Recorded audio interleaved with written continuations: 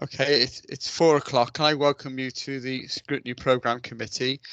Before we start the meeting, I think we wish to express our great sadness on hearing the news of the death of His Royal Highness the Duke of Edinburgh. We extend our heartfelt condolences to the royal family at this time. So can I ask all present to observe a period of silence? Please, can you turn off your camera and mute your microphone for a minute? Thank you very much.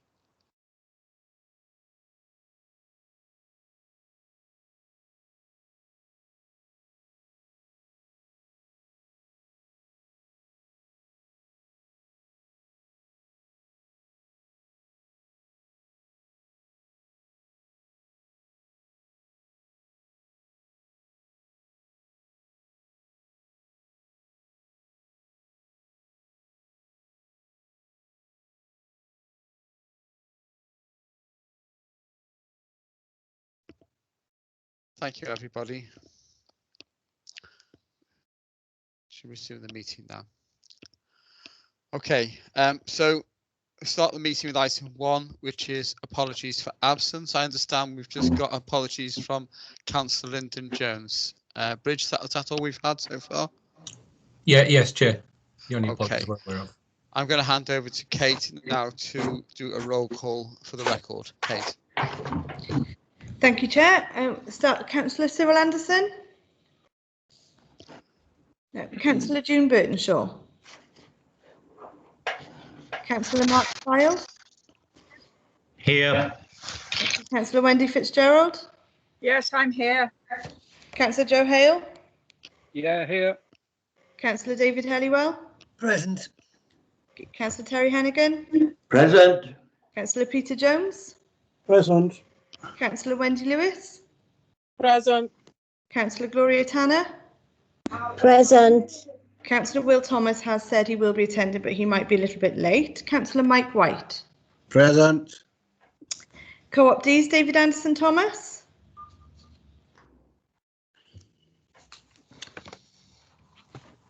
See, David Anderson Thomas is with us. Alexander Roberts. Present. Councillor Co-optees Councillor Chris Holly. Present. Councillor Paxton Hood Williams. Present. Councillor Susan Jones. Present. Councillor Jeff Jones. Yes, yeah. Lovely. And we've had apologies from Councillor Lyndon Jones. On to other councillors and invited officers. Councillor Andrea Lewis, Cabinet Member for Homes, Energy and Service Transformation. Present. Thank you. Mark Wade, Head of Housing and Public Health. Present. Thank you. Steve Porter, Operations Manager, Community Housing Services. Yeah, present. Rosie Jackson, Senior Policy and Leasehold Officer. Present. And the support officers, Bridge Madahar, Scrutiny Team Leader. Present.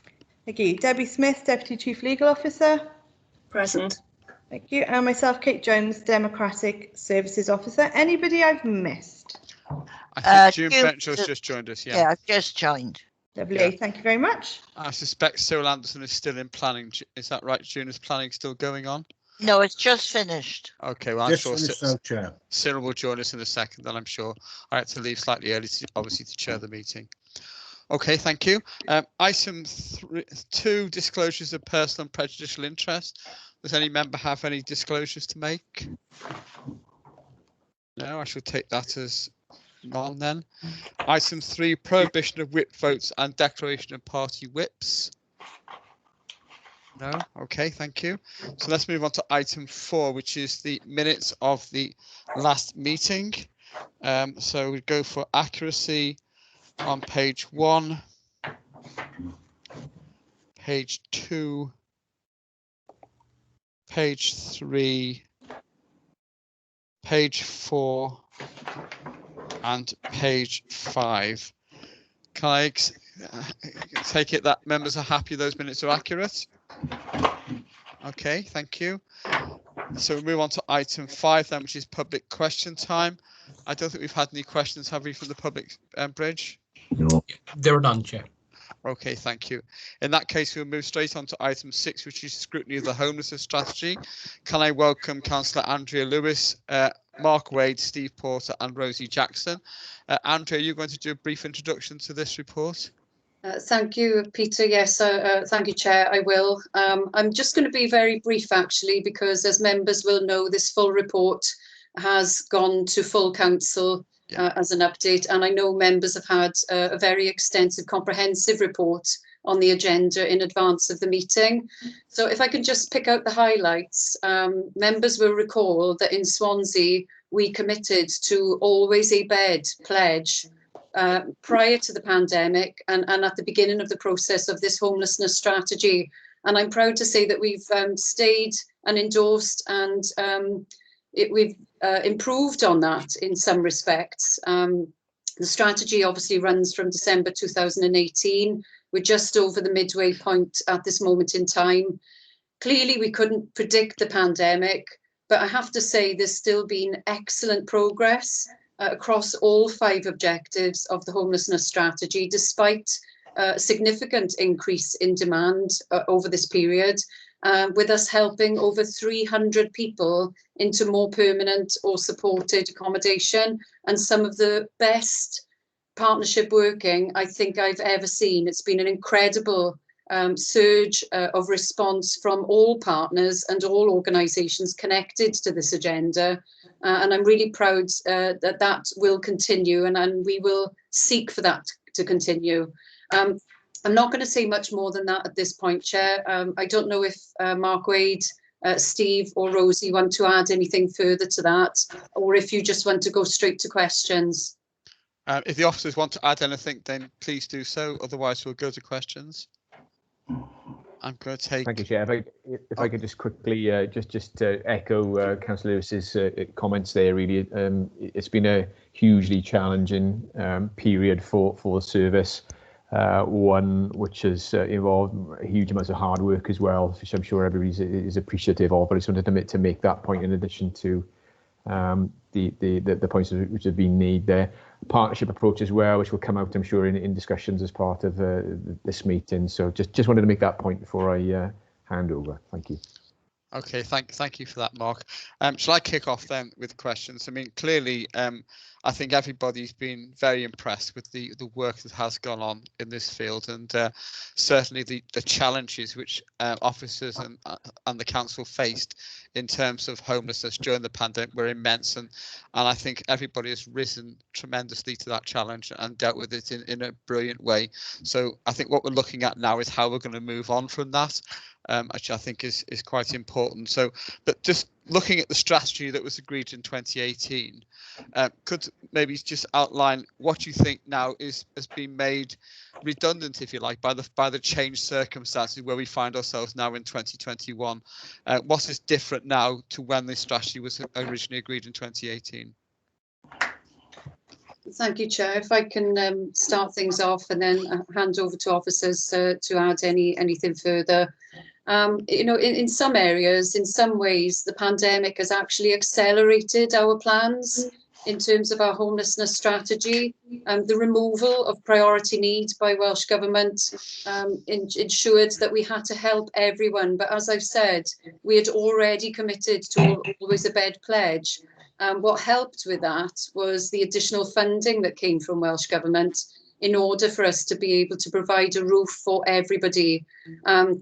Is this sustainable is the question really, and I think members will agree that whilst B&Bs have played a critical role throughout the pandemic, it's not a sustainable form of accommodation for people, and actually we need to be focused on the rapid rehousing approach that we know is successful, and we need to move people on as quickly as possible from temporary accommodation into more permanent housing solutions. Okay. We need extra funding to do that, but I have to say, I have to pay tribute to the phase 2 funding that we have received, and working with partners, we are accelerating to meet the demand that's there in terms of the supply of 1-bedroom accommodation, and we're working closely with our housing association partners in order to deliver that, therefore negating the need to use B&Bs. You know, Welsh Government have made a clear priority, and I think we will see the permanent removal of priority need. This is going to be a challenge going forward, and we have to have measures in place to mitigate against that. And one of those is increasing the supply. And we are looking at that as part of our More Homes strategy, as well as working with partners to do that. The other thing that we've seen, which we have concerns about, is what's going to happen post-pandemic in terms of the end of furlough, in terms of the increase in substance misuse and mental health issues, in terms of domestic violence and relationship breakdown. And all of these factors we need to take into account, working with partners to make sure that we have the appropriate accommodation to move people to, sometimes in very urgent emergency situations. And so we are looking at all of this very closely. That the strategy was never meant to be a set in stone strategy. It was always meant to be a living document, and we are reviewing it and developing it constantly. And so, you know, clearly the uplift in the housing support grant from Welsh Government has been extremely invaluable in terms of continuing the services that we know are working really well, and those frontline workers who are working directly with people. But we will continue to monitor this closely and review as we go. I'm more than happy to pass on to officers if they want to add anything in addition, Chair. Any officers want to come in? No? Yeah, Okay. Thanks, Chair. One thing I would to add to what Andrew's saying is that the public perception has probably changed, Chair, in that where before perhaps rough sleepers and homelessness was seen as a bad thing, now when we had to get people off the street, everybody helped. There was the majority of people helped anyway, and we've seen that we had to help people. So I think this has put us in a sort of in a good position going forward, that we've actually, to a large extent, got the public on our side, that we don't have to try and argue their case anymore, and that it's quite obvious that we should help homeless people, but maybe a lot of people never saw that before. They see it now. We've got the Welsh Government on our side. They always have had an interest in homelessness, but clearly with the support they've financially given us through the Housing Support Grant, and to be fair, through the pandemic, you know, they see homelessness as a priority. So that's put us in a strong position to deal with what we see as quite a large wave of homelessness going to come our way, perhaps in the next, well, we're still in the pandemic, but well after the pandemic is over. And I think, you know, going back to your original question, what's redundant, and I think we're going to talk about this shortly, is that there perhaps isn't a need to provide loads and loads of rough sleeping services for people on the street, because they're not on the street at the moment, but there is a need to provide a much more rapid rehousing service to get people into accommodation and wraparound support just before they go in and just after they've gone in. And that's the way we're heading. But I think there's a couple of questions coming up on that anyway. Yeah, thanks, Steve. Yeah, I think I certainly remember the resistance in Welsh Government, the last Housing Act I worked on as an Assembly member, to removing priority needs. So clearly things have changed in Welsh Government on that, I think. Just quickly following up on that, I mean, the one thing that's obvious from the report is the huge numbers now gone into B&B, which, given the emergency situation we're in, it is inevitable. But, you know, how do we get a long-term solution to making sure that that B&B is replaced by more sustainable temporary housing, and so that we don't end up back in that, or don't sustain that over a longer period of time? Thank you, Chair. So just in response to that, as I referred to, we have got the phase 2 funding. We are increasing the supply of one-bedroom properties, and we know that the supply isn't meeting the demand, and we don't anticipate that's going to change anytime soon. We're focusing very much, as we've said, on the rapid rehousing approach, and that is about wrapping multi-agency support around people so that when we do put them into permanent accommodation, that they succeed in their tenancy, and that they don't slip into that cycle of falling back into homelessness. And I think there needs to be a very much a strong focus on early intervention and prevention. And I know that our rent arrears team, for example, as I mentioned at Council, have been focusing on supporting people very early on before they reach those significant arrears. So it's essentially, it's it's two parts really. It's about having the accommodation to move people too rapidly, but it's also trying to prevent people becoming homeless in the first place and trying to turn that tap off. Again, I'm more than happy to pass on to officers if they want to add anything in addition to my response. Anybody? No? Yeah, just quickly, Chair.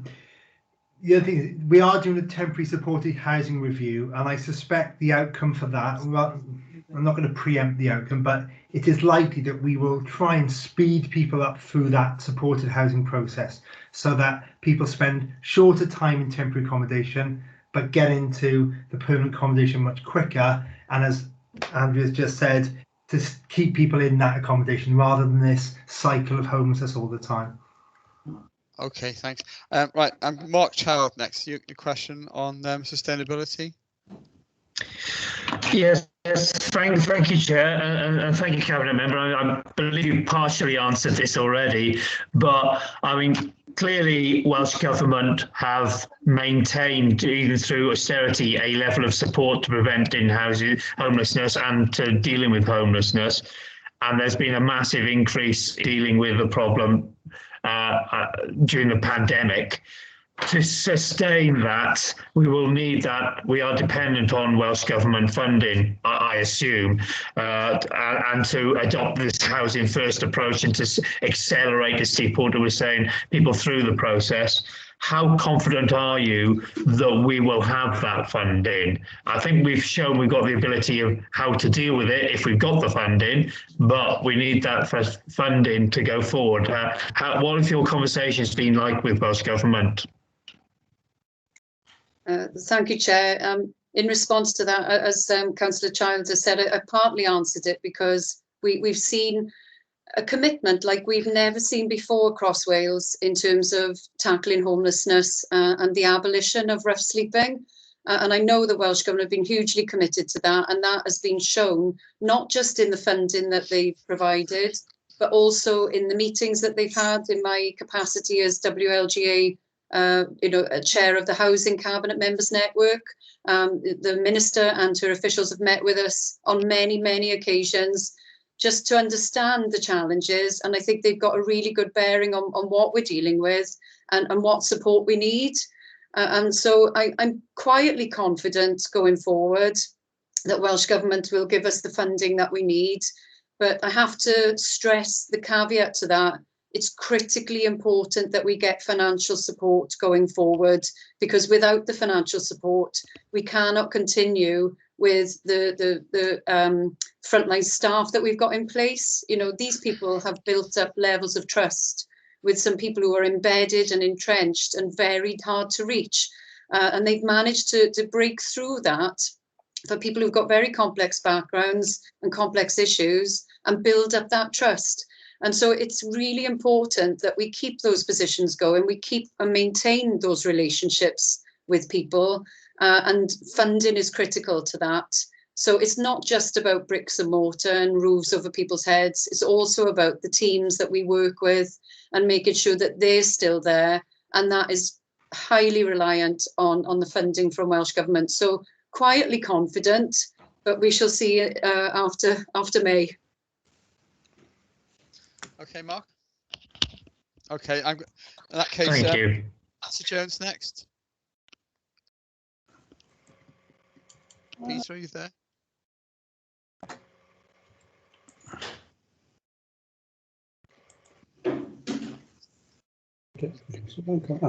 Sorry, Chair, for the delay. My machine was reluctant to unmute. Yeah. Thank you, Chair, and thank you, Cabinet Member. I've got a specific group of people I wanted to comment about and ask a question concerning, and that's asylum seekers and refugees, a group of people that I've been heavily involved with over the last 18 months or so in terms of support. And the Cabinet Member, of course, will be aware that this is a group of people who've come from desperate backgrounds in terms of what they've left in their own countries.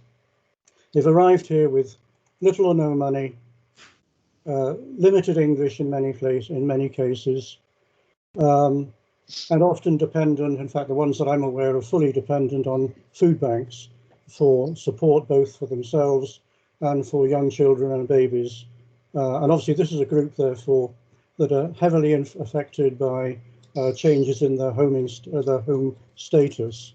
And the Cabinet member will also be aware, of course, that these people, when often after a tedious and lengthy appeals process, they're able to move from asylum seeker status to full refugee status, they're often then given notice by the Home Office to leave the Home Office provided accommodation, often by the end of the very month in which they've been notified of the fact that they now have refugee status. So this is a desperate group. And therefore my question to the Cabinet member is, how hopeful are you of being able to improve the situation for asylum seekers, given the issues they face when being moved on from Home Office accommodation, pressures in terms of the provision of temporary accommodation, and help they may need to access alternative housing? It's a desperate situation. I know it's not an easy one. I'm not expecting an easy or quick answer, but I'd welcome any comments that the Cabinet member is able to make. Thank you. Thank you, Chair, and thank you to Councillor Jones for the question. This is a subject which is particularly close to my heart. Particularly, I think it's important to sort of separate things from those who are no recourse to public funds, those who are asylum seekers, and those who are refugees. In terms of the no recourse to public funds, I'm pleased to say that at the start of the pandemic, Welsh Government committed funding for us to help house people that fell into that category. Unfortunately, in Swansea, we had very low numbers. Between 2 and 3 we were assisting at any given time, which was something we were very happy that we were able to support them at that time.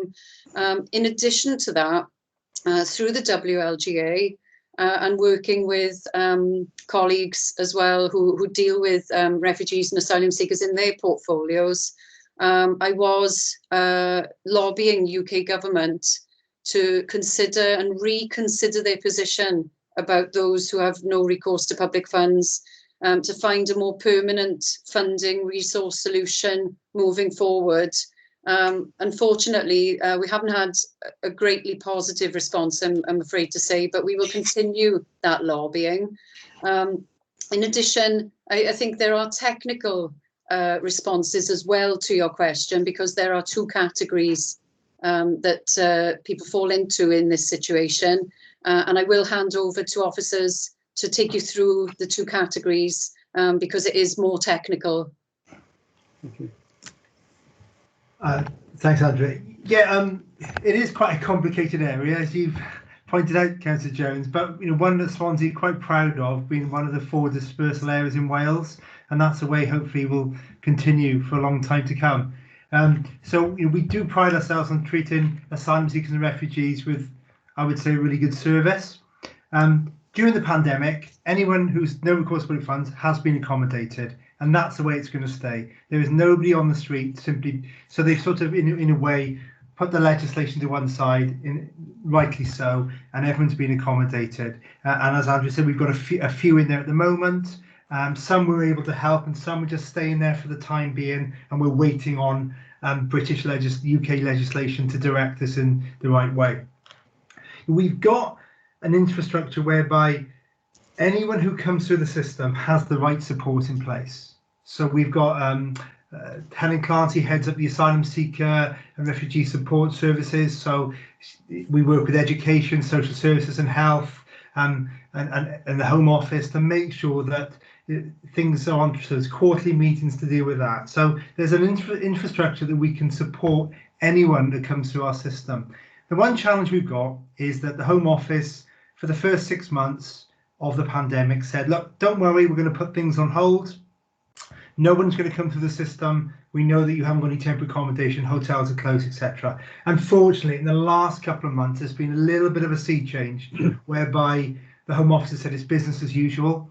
We're trying to negotiate with at the moment to drip feed some of those cases through, so we're not overwhelmed with cases, and that refugees aren't spending too long a time in temporary accommodation. We don't want them to be in temporary accommodation for too long. We want to try and find permanent solutions. As you say, they do have quite high support needs in times, language barriers, etc. So they need quite a large amount of support. But there is that support there. We just need to make sure we work with the Home Office in a joined up way, if you like, and that's challenging at times, I have to say. Thank you very much, Cabinet Member, and to the officer concerned. Thank you very much. Okay, Mark Child, you've got a question about paragraph 4.2? Yes, Chair. Thank you very much. I was interested to read about the psychologically informed environment, and I wondered if the Cabinet Member or perhaps officers would be able to expand on exactly what is meant by that and what its effect has been, how effective a tool it has been to be used for homelessness and dealing with the problems that individuals present with. Thank you, Chair, and thank you to Councillor Childs for the question. I think it's fair to say, and I'm happy for officers to correct me on this, that we were on this journey very much close to the start of the pandemic, in terms of the training and the understanding of the impact that environment has on people, with complex and traumatic lives. We have looked at our housing options, for example, in terms of the feeling that people have when they walk through the door and they hit the lobby. And there's that sort of environmental situation and improving that environment to make people feel comfortable and welcome.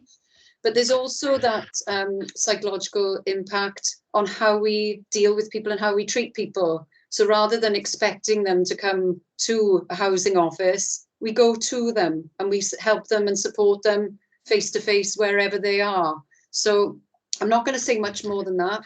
It's still, I think it's fair to say, early on the journey in terms of part of your question about what have the impacts been. But we know that this is proven. We know it's worked elsewhere. And I think it's fair to say the training has been hugely successful.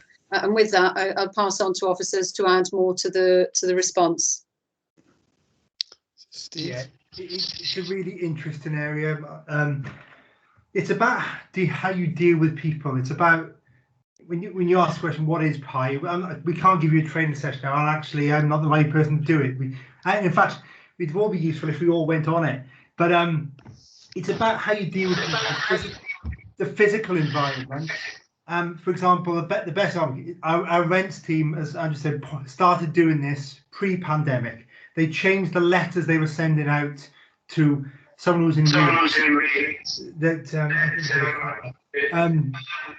so that rather than sending letters out, they would make a phone call. And it sounds quite simple, but it changed the way that people dealt with that situation. So they would see a letter, they would see a warning letter, and they would throw it in the bin. They would build up arrears, and we would go for eviction. Their evictions have reduced greatly by changing to a much more psychically informed approach. It sounds quite common sense, but because of the way systems are set up in local authorities and lots of organisations, we follow process rather than being person-centred. And that's kind of a broad description of what PI is, but there's many aspects to it. In terms of training, we carried out the training. It was pretty good, but that was homelessness services. I personally think that it's not just homelessness services that need to be PI trained. It needs to be everybody, from Welsh Government, who develop policies, they should be person-centred policies, to prison services, to social services, to voluntary secondary housing. Because if somebody gets has a bad experience with one of those chains, it will affect that person and therefore affect their homelessness. So it's not just about homelessness staff being trained in PI, it's about everybody who's directly and indirectly involved with it. Okay, I think very ambitious there, Stephen, asking Welsh Government to be trained up in this, but should we move on a bit there? Okay, Alexander Roberts. Thank you, Chair. Yeah, so asking the Cabinet Member and the officers, really, as a primary school representative, perhaps moving the conversation so much away from the adults involved to the children, the primary school children involved, and where there is a massive risk that people are falling between the cracks with homelessness. It's hard enough with disadvantaged groups and in our community anyway, but are you able to speak to any of the measures that are in place? I think the Deputy Leader talked about the brilliant cross-working that's been taking place as a background to this work.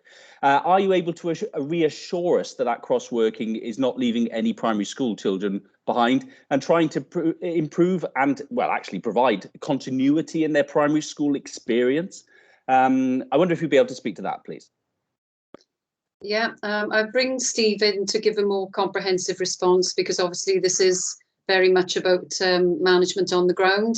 But just in addition to this, because I note that your question mentions school age and young people, we are very focused, for example, on our care leavers and giving them support to make sure that they're tenancy ready and that they have all the skills that they need to make sure that their accommodation is successful, and that's working really well, and we're looking through funding to expand on that because we know that we did a small pilot and it's worked extremely well. In addition to that, we do have a performance indicator, a target to put pressure on us really to not put families in B&Bs. And I think that leads on nicely to your question about where we accommodate people and where we accommodate families. So at that point, I'll bring Steve in to give some further information. Steve? Yeah, it's an interesting point actually, Councillor, because a lot of the last year has been a focus on adult single people on the street, and it has worried me somewhat that the silent majority and there's an element of families that have perhaps not been pushed aside and forgotten about, but we're just managing with crisis situations. And unfortunately, during the last year, lots of domestic abuse has increased, relationship breakdowns have increased, mental health has increased, and I think, you know, so there's lots of concerns for us that we can't just plough all our money into single one-bed flats. That's the only thing we are focused on that, but we also understand that there are pressures elsewhere. And as you mentioned about families staying in their homes and staying in the schools for stability. So we're not ignoring that. And some of our housing support grant has definitely been centred around our youth homelessness services and making sure families are getting the right support. So we haven't ignored that. In terms of specifics, we would be part of case conferencing. So we'd have the education department, health, social worker, so housing would be involved with that, where there was a family maybe that needed to be in a certain area. Our allocations policy allows us to be flexible with where people live, and we will do our utmost to make sure that people stay in the area where they want to be. There is some reality to that, in that supply outweighs demand in family housing, in family size accommodation as well. So we cannot always get people into where they want to be, but we will do our utmost to do that. And if we can't get in the area that the school is, it'll be the next door area, the next door. We wouldn't just throw somebody into another area. And as Andrew mentioned, we don't have families in B&B, and if we do, we get them out straight away. They don't spend more than a few days there. We hit our targets. We put them into family-sized temporary accommodation, and once they're in there, we try and move them on quick from there as well, because we know temporary accommodation is not great for families. You know, but it is a concern to us. We're not ignoring the fact, and we're not just focused on single people who are homeless at the moment. We are concerned about family and family breakdown at the moment. Okay. Right. I just going back to something Steve said at the beginning about the change in approach, simply because there aren't so many rough sleepers around anymore. I note from the report which you presented to us that you still estimate there's about 13 people sleeping rough based on the 2 weekly count in Swansea.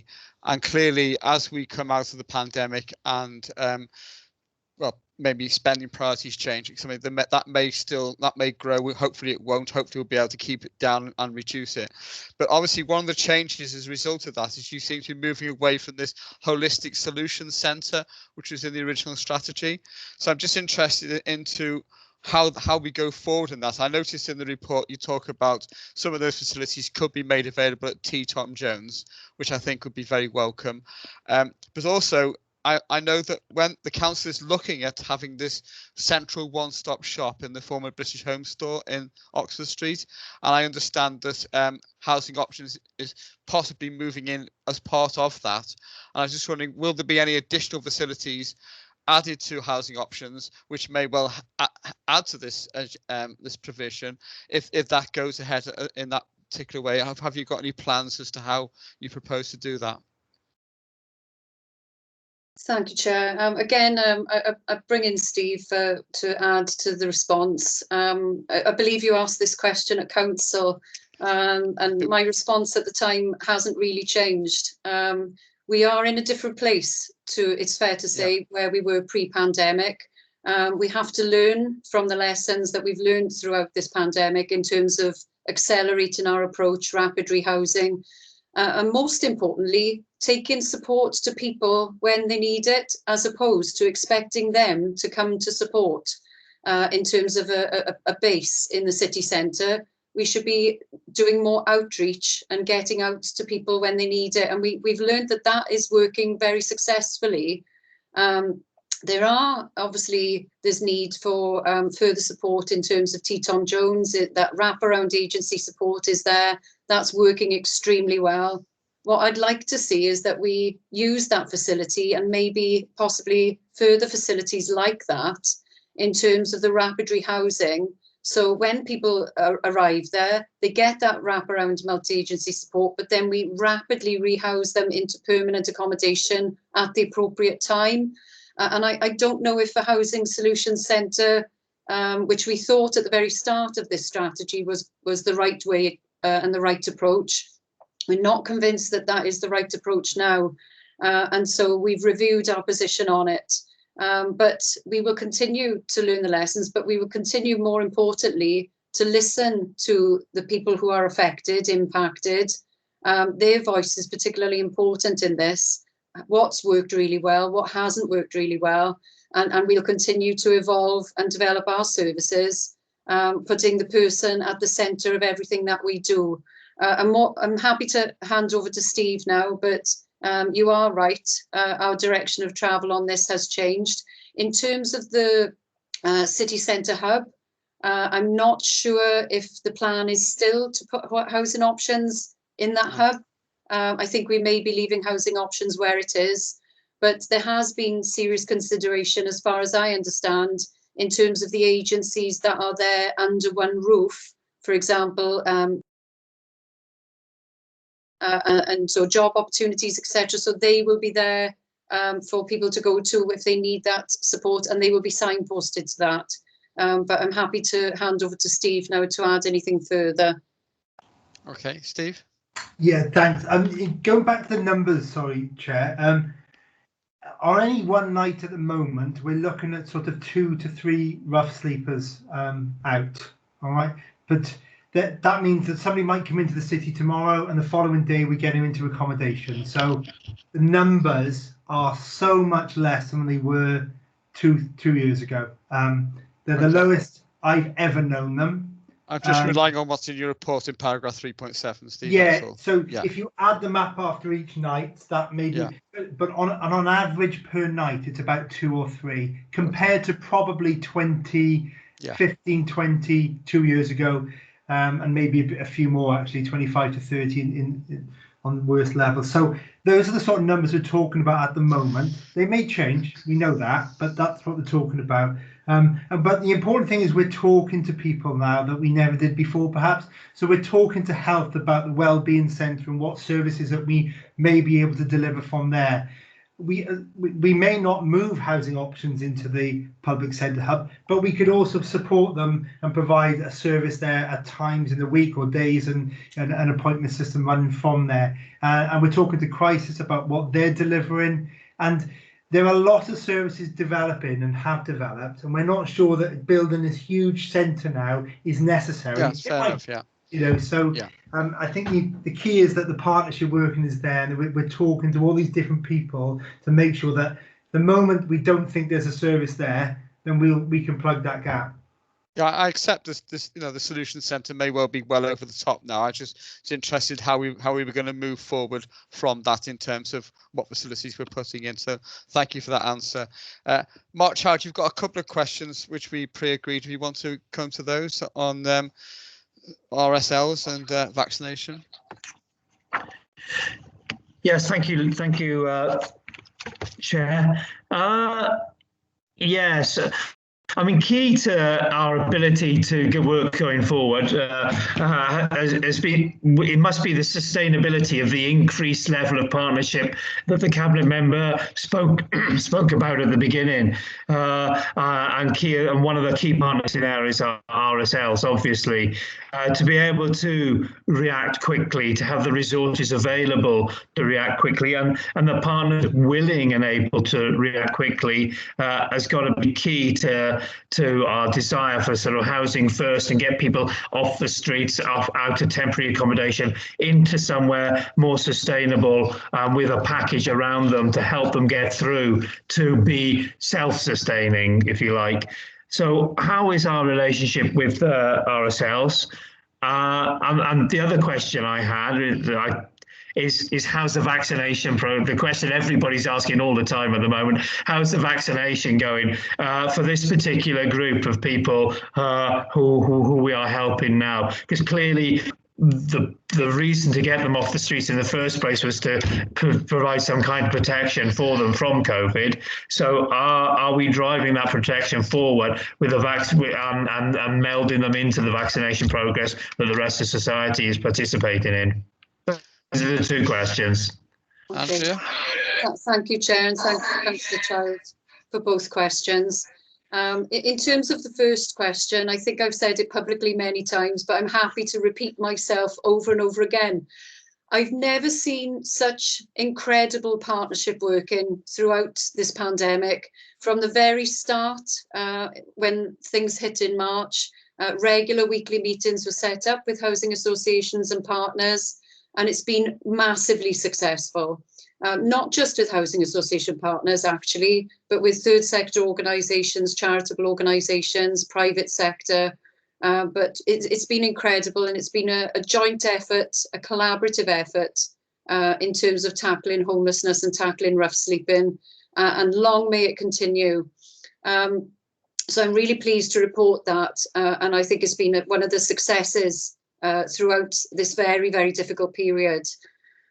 In terms of the vaccination process, I was really, really heartened to see that homeless people were prioritised in terms of the vaccination programme.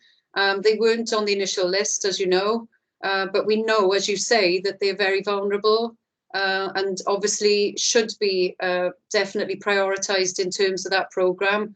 In terms of the rollout of the vaccination programme, I will hand over to Steve, who could give you more detail, but my understanding, it's been a huge success. Pleased to report. Steve? Yeah, it's a great question to finish on. We were concerned for a cohort of people that weren't socially distancing. Our B&B owners were putting up with quite a fair bit of people who weren't complying with the regulations for whatever reason, and we really felt that these people, they cannot access appointments, they can't easily get to appointments, they haven't got the means to get there, they haven't got IT to get some of them aren't even with GPs. So it was really important to us that the people in temporary accommodation, particularly people who were sharing facilities, so we're talking about B&B, people in B&B, people in our direct access hostels such as Dinners Feck and Paxton Street, were prioritised. Thankfully they were. We've had about 40 to 50% take up of that. So we provided the ambulance, it's called, I haven't pronounced that wrongly, on 4 separate days, and that was parked up in the Guildhall for a couple of days. It was parked over at Dinners Feck one day, went over to Neath and Talbot another day. And the take up of that, if you think about the general public, actually it's not bad when you see the press reports about who's not turning up for appointments. We had so we've got to a position where the bed and breakfast owners and our supported housing providers, who have been through a hell of a lot the last 12 months, having to try and support people who in difficult circumstances feel much more protected. And the vaccination programme has been a huge success. And once again, the voluntary sector stepped up to the mark to help people get to their vaccination times and stuff. So it was a huge partnership effort again. Mark, are you happy with that? Can you come back? Or? Can I just come back quickly? Is that 40% of those who have been offered it, or have 40% been offered it and taken it up, if you know what I mean? 100% of people that we identified who needed it were offered it, and about 40% of those people were able to get a vaccination. Okay, so we're still working on progressing that, I guess. Yeah, well, we are looking at a further mop-up session, if you like, if you want to call it that. Doesn't sound the right word, but another session for the ambulance to come along where people missed out, and they could have been in hospital or they could have just missed their appointment, to pick up any people that. And of course, there's a natural progression of getting the vaccination anyway. So I suspect the figures in temporary accommodation now who haven't been vaccinated are probably around about 30 to 35% that we need to get vaccinated. Okay, thanks very much. Thank you, Mark. Terry Hennigan.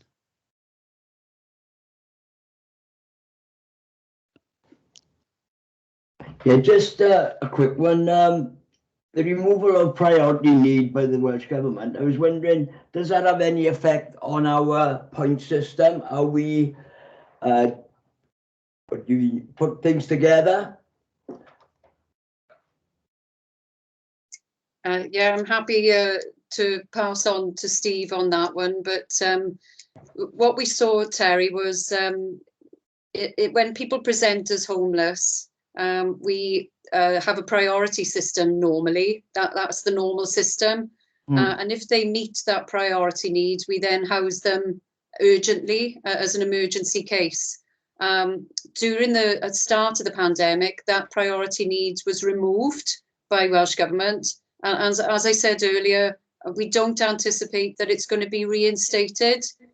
We assume and anticipate that it's going to be removed permanently, which will have an impact on us and will have an impact on our services.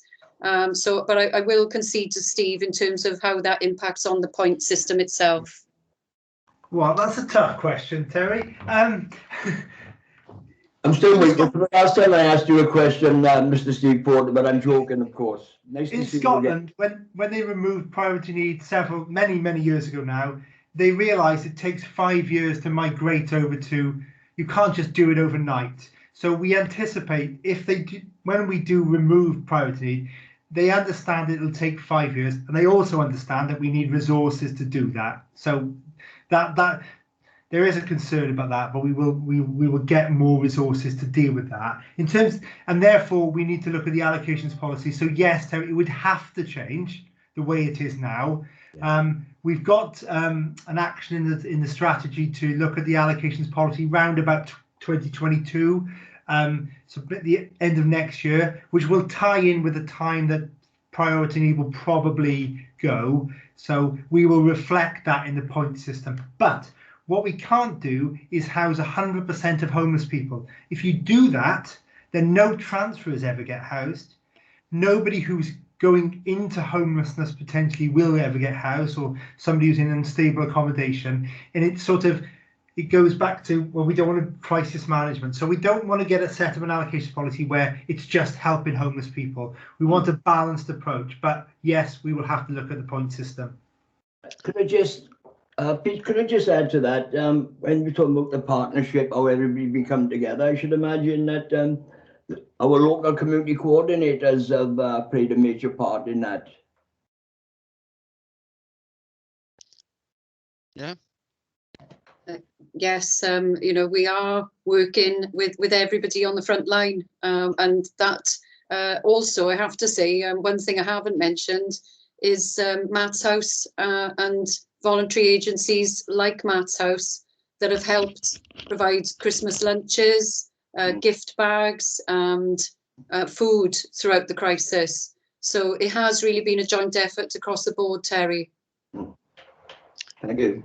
Just a thought, Steve, in terms of the removal of priority. Have they also removed local connection in terms of rehousing homeless as well? Crisis have recently submitted a report where they're recommending getting rid of local connection, priority need, intentionality, and eligibility, and totally starting again. If that happens, then we've these are major changes. Yes. In terms of local connection and intentionality, it's not really an issue for us. A lot of people come to Swansea anyway. We accept that. It's a great place to come, so we try and help. It will put pressure on us, of course. So again, we'll have resources to deal with that. But yes, that's in the mix. But I think priority need is the one that they're really focused on. I'm just thinking of those poor North Wales authorities in terms of local connection. Yeah. Okay. June Bettenshaw. Thank you, Chairman.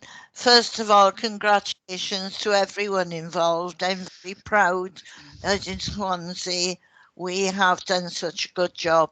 My question is minor, really, in the scheme of things. I've spoken to a number of rough sleepers who have pets. How have we managed to help them?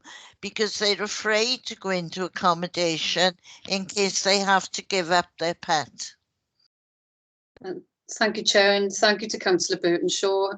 I know that this is a subject which has been very close to your heart, and it was essentially in the past, I think it's fair to say, it was a barrier to housing for some, but we have listened, we've taken it into account, and we've found ways to help people into accommodation where it is pet friendly and pets are accepted.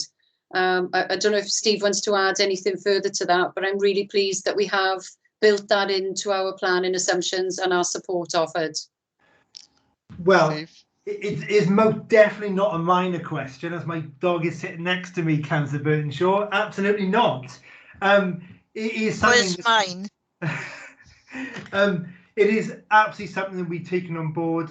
The temporary accommodation in Dinas now, we've got the pods there that take on pets. The housing, the RSL, sorry, have reduced they allow pets now in most of their properties, not every single one because they're not set up for that. Local authority properties, they've relaxed their pet criteria on it. So for the most part, we're getting there with the pets. It's a big issue. It is a really important issue for us. On a slight tangent, of course, it's also an issue in terms of domestic abuse and domestic violence as well. A lot of women are afraid to leave because they don't want to leave their pet behind. Yeah, Women's Aid actually provide a dog service. I thought so, yeah. That's a particular circumstance. So it shouldn't ever be a reason for people not to be moved on to an alternative accommodation. Yeah, thanks for that. Mike White. Yes, thank you, Chair. I was obviously involved as a panel member from the previous homeless working group we had, Scrutiny. I got chaired that one as well. And clearly, we did identify that there were some obstacles there with other agencies at the time, but it's very encouraging to see since then how the housing department really have come on leaps and bounds. It's a really credit to that department and you as cabinet member. But I say my question really is around obviously the pressures from the pandemic within the report of in page 24/25 on 0.56, the extension to evict notice ends and also the end furlough in April. And what I understand, obviously we spoke with funding and the Welsh government, which obviously housing is devolved. But have you got plans, perhaps with your other colleagues within housing in Wales, to ask for the further funding for furlough? Because as things start to get back to normal, people might not be in a position where they might have got a job no more, and they're going to find themselves with housing issues. So has that been put forward? Andrea? Thank you, Chair, and thank you to Councillor White for the question. It is actually one of the more critical questions that we are facing at the moment, is fair to say. I should have also said, I know you noted and referred to the excellent partnership working. In terms of housing, there is excellent partnership work, and there's also excellent in-house, across-departmental partnership working within this authority as well. And we work very closely with social services, tackling poverty unit, in terms of identifying those people who are at risk, in terms of offering further support. So housing might identify somebody who's coming to the end of furlough, somebody that's lost their job and are unemployed. And wherever we can, we signpost them to other parts of the council to give that employment advice, that financial support. So it's very much a team effort, but we are very focused and concerned, is fair to say, post-pandemic, whenever that is going to be, the end of furlough. We've seen such an increase in people going on to universal credit, as an example, as well. So, you know, we are seeing people in great, serious financial hardship. And one of our concerns is that we're going to see a huge increase in families and people in financial hardship moving forward. So we will need resource, we will need finance to be able to help these people. What that looks like in the future, we simply don't know. We just hope that that financial assistance is going to be there.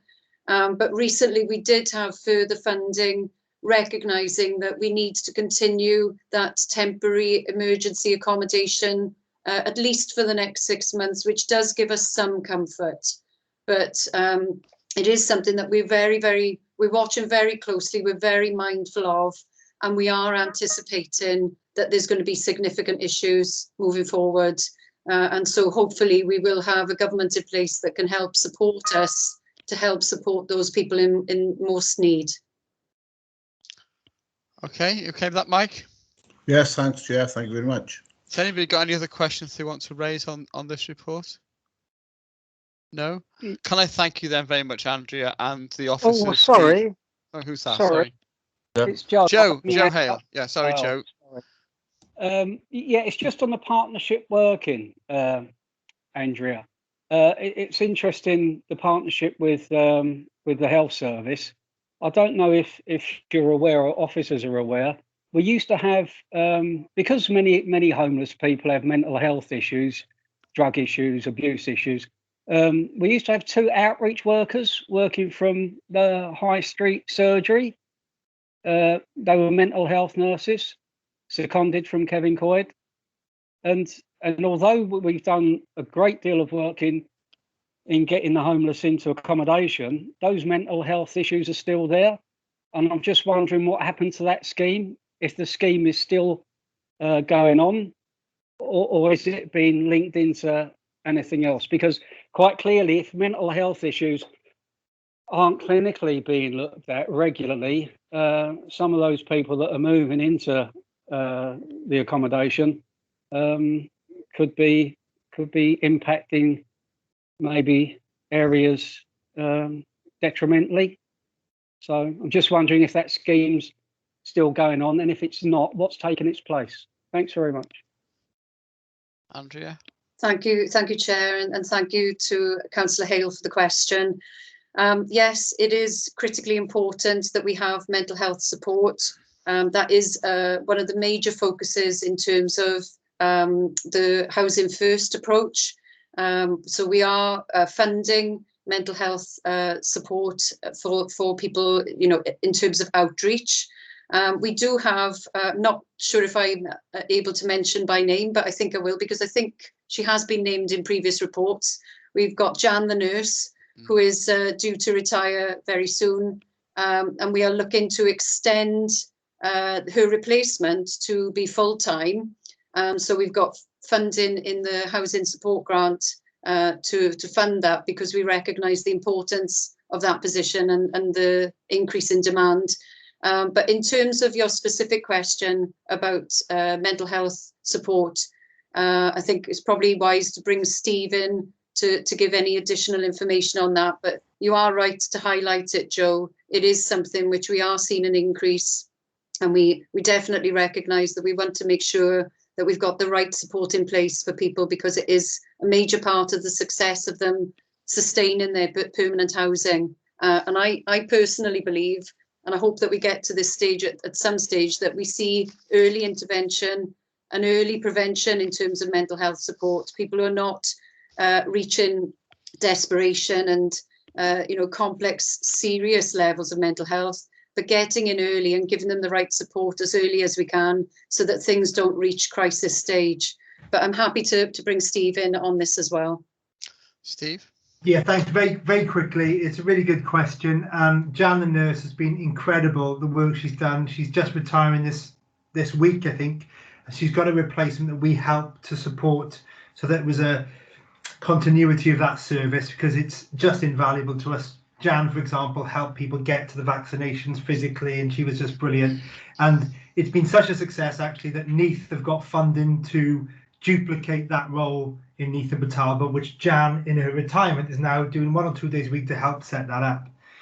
On top of that, we have got we had a part-time mental health nurse paid by Health, but the housing and the housing support grant have paid for the other half of that now, because we realise that people have mental health issues not just on a Monday and Tuesday, half day and a Wednesday, they have it all through the week, and therefore we are paying for that part of the post to make sure, again, there's continuity. It is slightly difficult because really we should be arguing that post should be paid for by Health.